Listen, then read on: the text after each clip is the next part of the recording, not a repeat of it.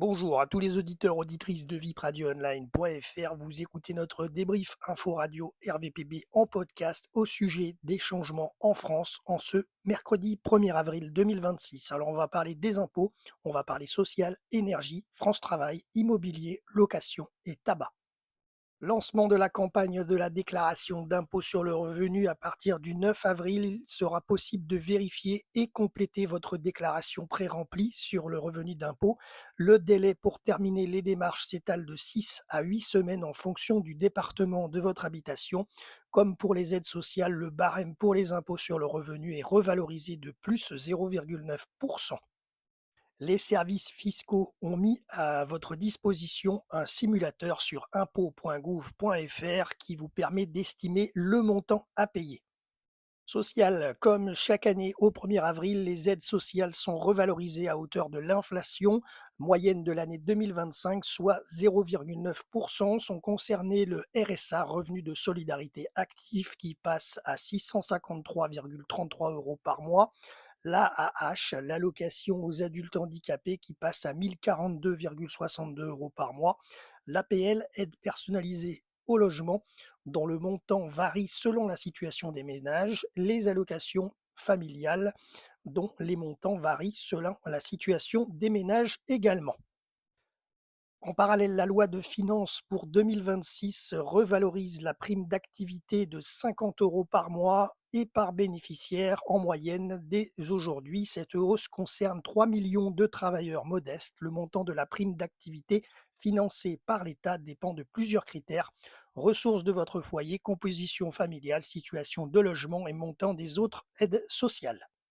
Retour du chèque énergie pour les foyers éligibles, qu'ils vont recevoir automatiquement cette aide à partir d'aujourd'hui, progressivement en fonction de leur département. Ce chèque s'adresse aux ménages aux revenus modestes pour les aider à régler leurs factures d'électricité, de gaz ou encore de bois de chauffage. L'an dernier, 3,8 millions de foyers en ont bénéficié. Pour rappel, le montant varie en fonction de la composition de votre foyer fiscal et de vos ressources. En 2025, il oscillait entre 48 et 277 euros en fonction des revenus et de la taille de votre foyer.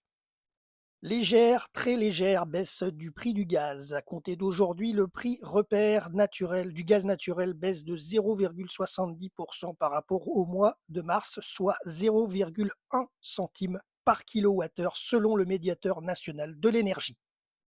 À compter d'aujourd'hui, l'aide au permis B attribuée par France Travail est supprimée, l'objectif étant de privilégier la mobilisation de votre compte personnel de formation, le CPF.